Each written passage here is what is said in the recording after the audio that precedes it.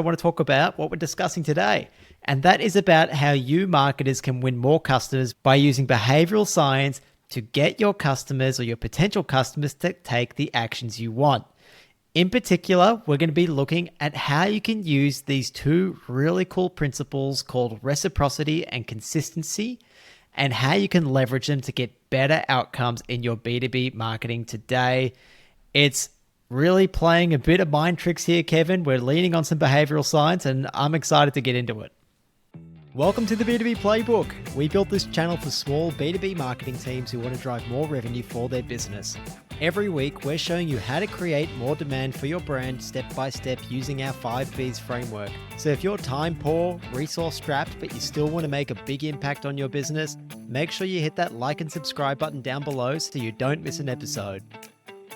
Welcome back to the B2B Playbook. Listeners, we are well and truly into Season 5. This podcast, of course, is all about Kevin and I sharing our step-by-step framework for demand generation, the 5Bs framework. We spent the first 4 seasons really detailing the first 4 sections of it. We're now into the 5th and final one. They're called Be Ready, Be Helpful, Be Seen, Be Better, Be the Best. We're going to get into what they mean. But first, I want to talk about what we're discussing today. And that is about how you marketers can win more customers by using behavioral science to get your customers or your potential customers to take the actions you want. In particular, we're going to be looking at how you can use these two really cool principles called reciprocity and consistency, and how you can leverage them to get better outcomes in your B2B marketing today. It's really playing a bit of mind tricks here, Kevin. We're leaning on some behavioral science, and I'm excited to get into it. Yeah, definitely an exciting one. I'm very curious about this particular area as we dive deeper into these further areas of study. And just a little bit more context for those listeners just recently joining us. Last season, we spoke at length about the 4th B in our 5Bs framework, Be Better. And before that, it was about Be Ready, Be Helpful, and Be Seen. These 4 Bs hopefully have set you up for success and ensure that you've really had the foundations in place for a little while now, and you're really building those relationships of trust with helpful content and amplifying that content and optimizing your workflow in your B2B marketing. This season, as George said, we're covering the 5th B, Be the Best. And that's why this episode fits so perfectly into this season. We're talking about all things to do with making sure that you and your marketing stay evergreen and continue to be leaders in your industry. And in doing so, we hope that you start to see the 5Bs framework as something you can continue to use and iterate on to continue to deliver improvements. And one of those areas that we look at in this season is further areas of study that you can really deep dive in to keep you at the forefront of your industry. This episode, as George said, we're talking about how you can use your marketing to really influence your dream customers to make those decisions that you want with some psychological levers. I'll hand it back to George to go through more of the details, but just a note, we said mind tricks at the beginning. We're really not trying to do anything too manipulative with our dream customers. We're still trying to deliver value. We're still trying to be helpful. We're just pulling all the levers we can to deliver that value better. Yeah, it's a better sound grab, Kev, if we say mind tricks. But yes, listeners, at the core, we still want to say helpful. But look, when we talk about these psychological levers, I've read quite a lot around this area, and we have started to implement some of it in our own business. So we will have real examples to share with you guys, and it'll give you some ideas as to how you can implement it in your own business. But probably my favorite book in this area is Robert Cialdini's famous book, Influence. Many of you have probably heard of it. It's a fantastic book. We're taking a lot of the key principles from that book. We're going to show you how you can work them into your marketing and give you examples. So over the next couple episodes, we're going to be talking about how you can use key principles like reciprocation, liking, social proof, authority, scarcity, and much more to your advantage. And don't worry, we're going to get into exactly what each of those are. Now, this is the stuff that big marketing agencies and companies always try and work into their advertising to drive the action that they want from people as much as possible. But Kevin and I think that this just shouldn't be left to the big guys. There's plenty of opportunities for you as a smaller business to work these key principles into your marketing now too. It's just about knowledge. Once you have the knowledge, you can start to test these things straight away. And to any of those listeners out there who think a lot of this behavioral science stuff is all a bit hocus pocus, We promise you that it's all backed by extensive research. A lot of people have done a lot of very extensive research on this stuff. And if you think you aren't susceptible to it, I think we're probably all kidding ourselves. We're definitely influenced by marketing, great marketing, as they say. You really don't notice it, but we're all definitely susceptible to these things. Okay, Kev, look, let's talk about why this stuff works, like why we can use behavioral science and try and have an impact on people.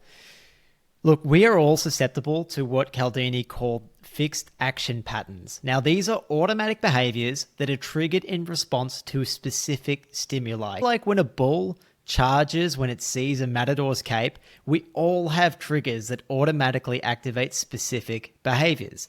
Now, if we know what those triggers are, then we can get humans to act in predictable ways.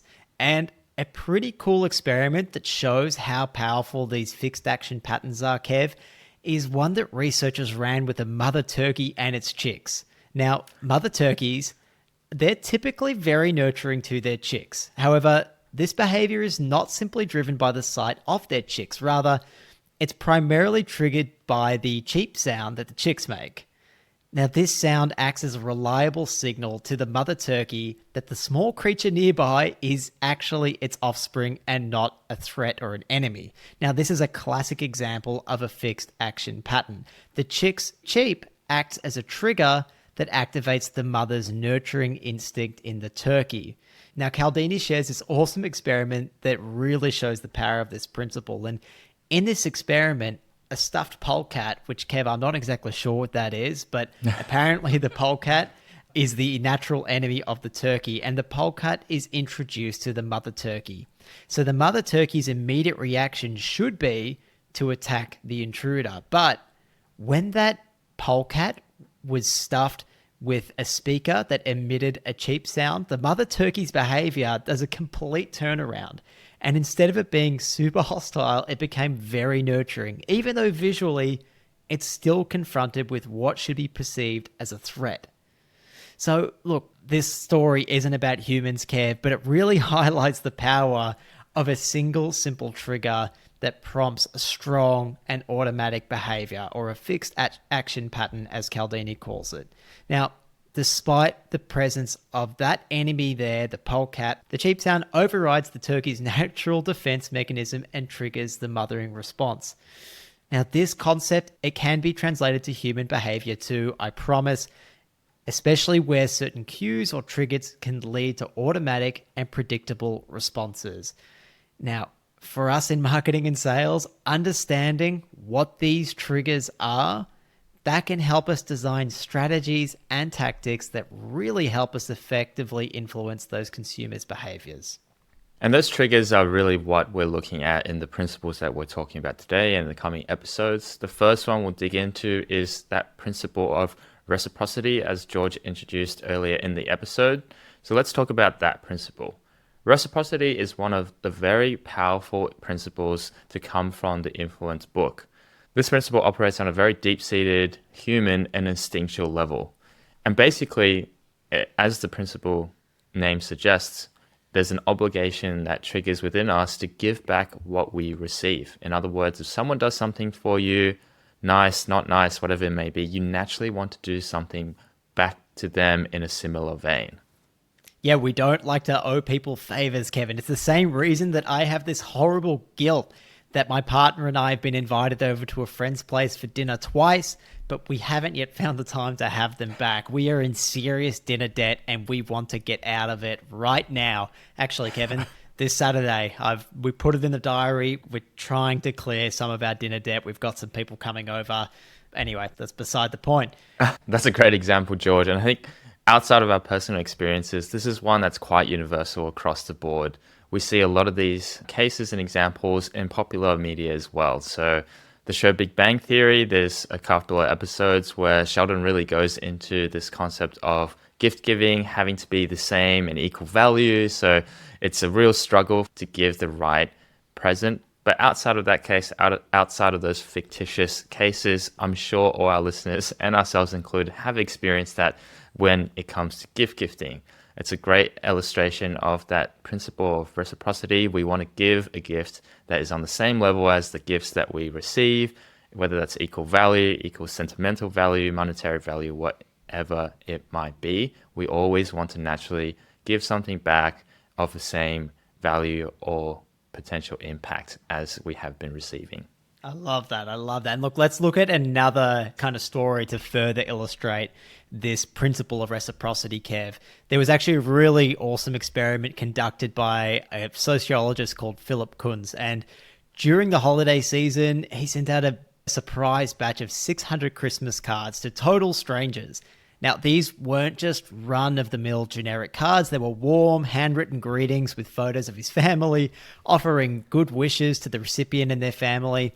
Now, the really interesting part of this experiment wasn't just him sending out these invitations, but actually how these random recipients responded. So you would think that strangers receiving these cards from another stranger would be a little confused, maybe apprehensive, or just flat out ignore him, but that's actually not what happened. To Kunz's amazement, the holiday cards started pouring in response. So he ended up actually receiving around 200 responses, a return rate of approximately 33%, which is just wild. These strangers reciprocated the goodwill that they received, even though they didn't know Kunz personally and weren't obliged in any way to reply.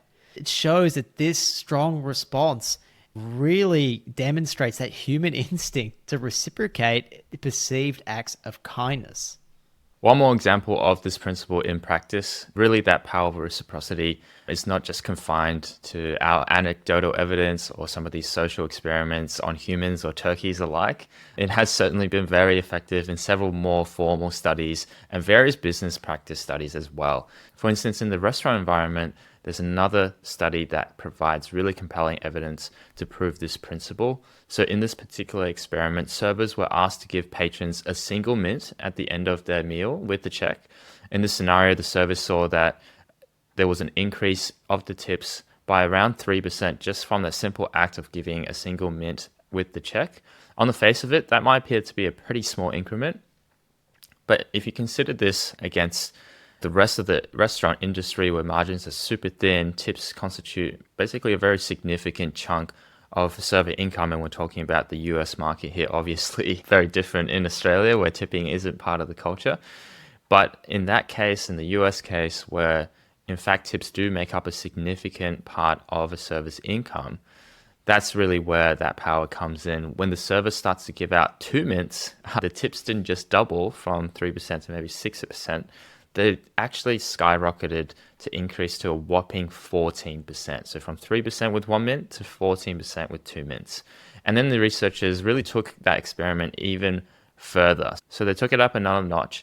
And this time the server would present a single mint with the check, start walking away from the table, pause, and then turn back and say, "For you nice people, here's an extra mint." Guess what? The tips shot up by 23% in this scenario. So even though the customers still received 2 mints, as with the previous case, in the second scenario, because of the way it was presented by the servers, making it look like a very thoughtful gesture by the server, someone who'd really thought about the relationship and identified these really lovely customers, that made a significant difference in how the customers responded to that particular server and really upped the ante of the principle of reciprocity in these cases.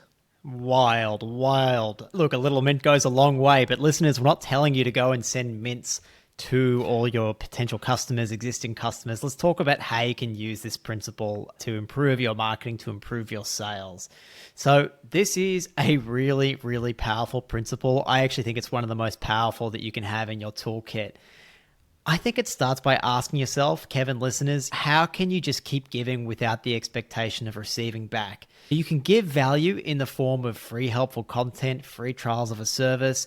Kev, you and I, we would often send out gifts to our Dream 100 or important days like Christmas or other special days. For example, Kev, there was one particular venture capitalist who refers work to us. That wasn't always the case, but we know that she loves golf. So every Christmas, we would send her, every now and then, we would send her some golf balls just with a little note from us. And it really helped us stay top of mind. And what do you know, Kev? Anytime work comes across her desk, she tends to give us a call. It's just something to stay top of mind. We're using this principle of reciprocity. You can also use this tactically when doing account-based marketing, which we've gone into in depth before. We did a whole mini-series on account-based marketing. And in that, we've detailed how marketers can get in front of key decision makers and influencers at target accounts by doing something like asking them to be on your webinar or podcast, or just give them some kind of platform. Show the world that you think they're awesome. That then puts you in a terrific place to ask something back one day. Hey, while we're talking to you, maybe you can see if they're open to hearing more about how your business could help them, or even just hear what our business does. Give first, receive later. And you don't really even have to ask a lot of the times. As we said, the principle of reciprocity really kicks in strongly by itself. Once you do that giving, once you remind them of your presence and you continue to give, people will want to give back naturally. Oftentimes, it helps to do the ask, it helps to get things started. But a lot of times, if you're doing the right things on the giving part, the receiving part will come by itself. And that's the beauty of that principle in action. And Kev, in the past, we've spoken about how we've, used this principle to influence our dream customers even further. One of them we've spoken about is Tim Reed, and he was someone who we really wanted to get in touch with as part of our own Dream 100. The story that we tell is we found out that the guy loves ocean swimming, so we got off a pair of budgie smugglers printed off that were custom made that had the logo of his podcast printed on them, sent it off to him with a handwritten note. And what do you know? We had a great email back from him and developed a terrific, beneficial relationship from there. Yeah, we do use that example a lot, George. Hopefully Tim isn't inundated with budgie smugglers in the near future because of our constant chatter about that tactic. But certainly he's a great friend to the show, and we're very happy that principle of reciprocity is working well there as well. Now, look, when potential customers receive something of value without any strings attached, look, just because of this principle, they naturally feel a sense of obligation to return the favor. That could result in beneficial actions from your dream customers' end, like sharing their contact details, subscribing to a newsletter, agreeing to a demo, or maybe even making a purchase. But the point is, in the long term, this principle can help build stronger, more loyal customer relationships. Give first, give something of real value, and set the stage for a reciprocal response that becomes ultimately a win-win for both parties. It's a great point to end on as we talk about this principle of reciprocity. Listeners, it's coming back to that idea of being helpful. Remember, that's at the core of it. As you start to implement things that really lean into this idea and principle of reciprocity, know that a lot of the stuff that you've been doing by following the framework, by being helpful, is already in this vein. And it's important to keep that idea of being helpful in mind. You're looking for a win-win. You're not looking for a win for you and then somehow manipulating your dream customers to come back to you and do the action that you want without anything in return. You're looking for a win for them as well. So keep that in mind. All right, listeners, let's go on to the second principle that we're going to be talking about this episode, which is commitment and consistency. Yeah, Kev, this is another really fun concept, and it's all about how we humans have this very deep-seated urge to essentially walk our talk. So when we say something, we want our actions to match it. You could say it's our natural dislike for feeling out of sync or looking like a flip-flopper. We don't want to contradict things that we say. So once we commit to a decision or a viewpoint, we feel both internal and external pressure to behave consistently with that commitment.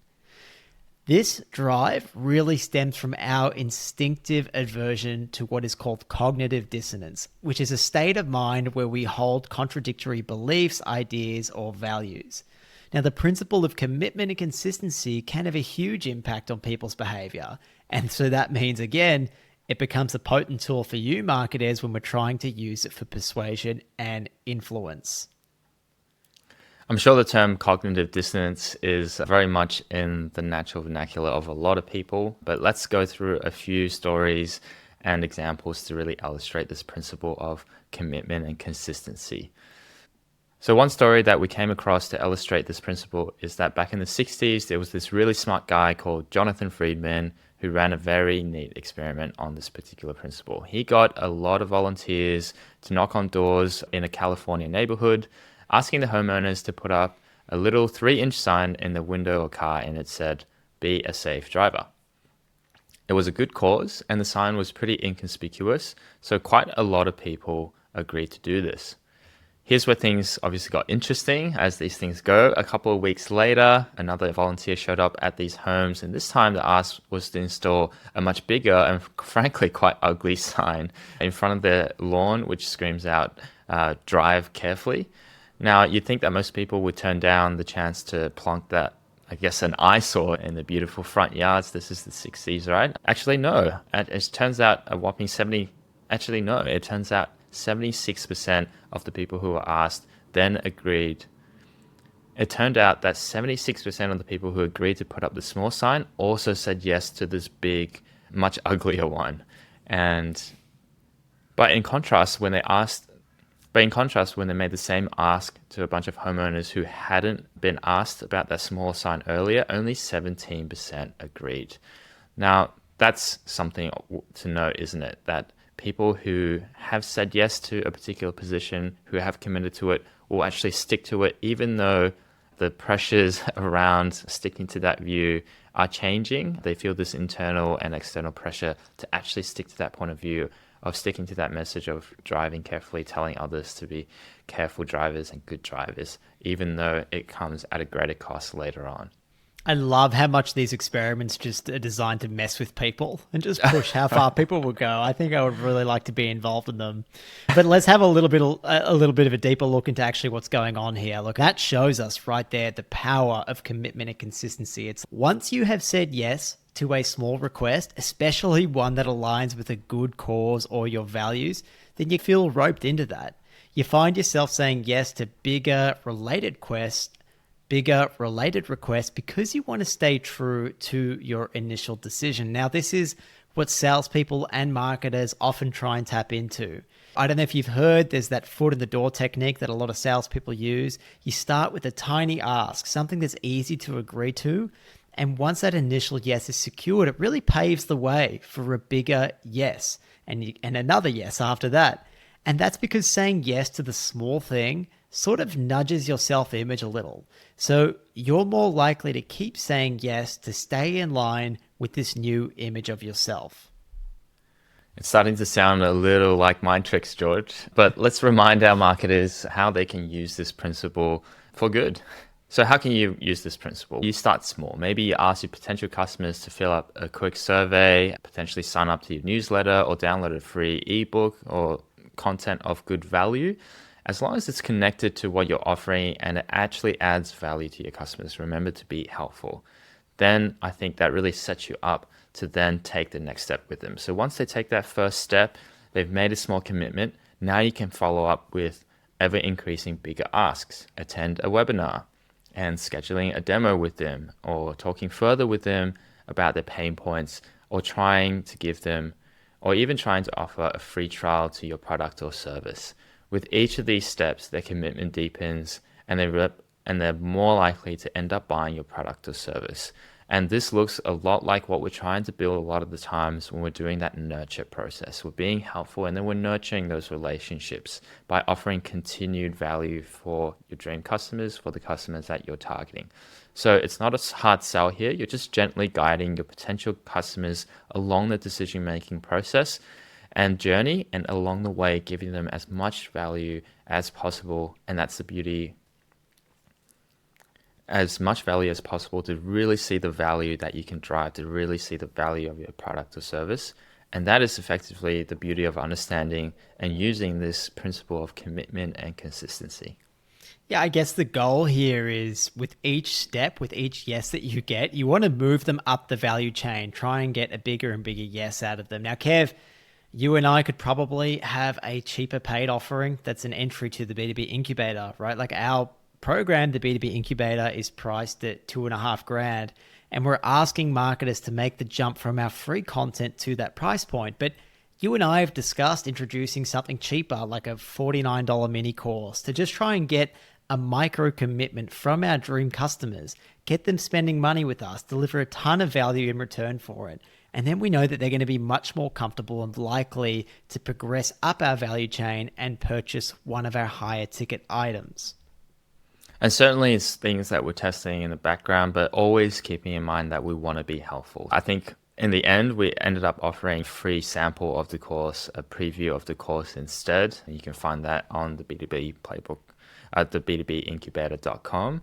Different things of value that, again, still stick to that principle of offering value and moving them up the value chain while delivering value and insight into how much we can help our dream customers, so that hopefully one day when they're in the right place and it's the right offering for them, they'll commit to the B2B incubator as well. That's it. It's all about micro commitments, and it's getting them to do things that will benefit them and they want to do anyway. You just need to remove the pain for them. You need to make it as easy as possible. Well, George, it's always fun to talk about these mind tricks, if you will, in quotation marks, of course. But key takeaways for this episode: there are these principles that you can use in marketing to make it more likely that your customer will take the actions that you want them to. Just like we talked about with the mother turkey automatically taking care of anything that sounds like it's baby chick chirping, you too can inspire your dream customers. You and your dream customers are also susceptible to these sort of principles. The first principle that we covered in this episode was the principle of reciprocity, which is giving something to get something in return. It's why we feel the need to return a favor when someone does something nice for us. Just think about how you tip. When you think about the principle of reciprocity, think back to that example of the server giving you a mint at the end of your meal. It's all about giving value without expecting anything back in return straight away. The second one we talked about, and the second principle that we talked about was that of commitment and consistency, which is all about us humans making sure that we stay true to our words, stay true to our point of view that we've committed to initially. We have a desire to be consistent, to be seen as consistent, to not create cognitive dissonance in our actions and our thoughts. Marketers can tap into this by making small requests to begin with to establish that point of view in our dream customers, and then gradually making them bigger along the way as we show them more value adds in their buying journey. And in doing so, guiding customers step by step through the decision making without making a hard sell. Very good. Thank you, Kevin. Dan, that was fun. I can't wait to do the next couple of episodes and cover some more of these behavioral science, mind trick, whatever we want to call it, principles. Okay, listeners, look, as always, you can find links to everything Kevin and I discussed in the show notes. We're so grateful that each week more and more marketers tune in every Monday to the B2B Playbook. And if we can ask one thing, it would be to please pass the show on to someone who you think would get value from it. Also, make sure you check us out on YouTube. It's a huge help to us and we'd really appreciate it. Subscribe, comment, all those things. Thank you, Kev. Thank you, listeners. Take care and see you next week. Thanks, George. Thank you, listeners. See you all next week.